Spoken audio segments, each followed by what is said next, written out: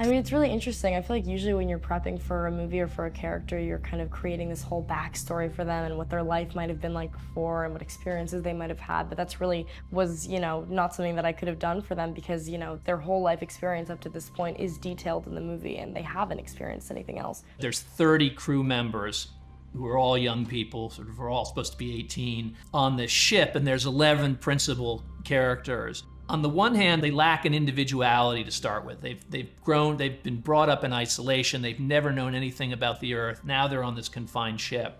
So on one hand, they had to be able to act that. It sounds easier than it is, but they had to sort of get rid of all their modern idiosyncrasies, all their nervous energy out the window, and just get rid of all of that.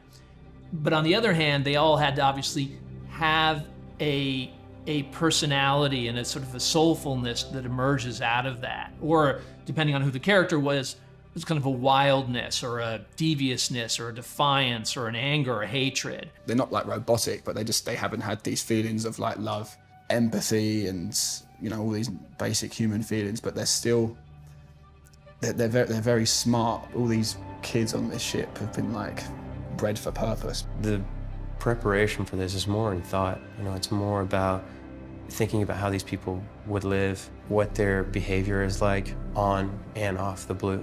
They don't have any attachment to the real world or any culture.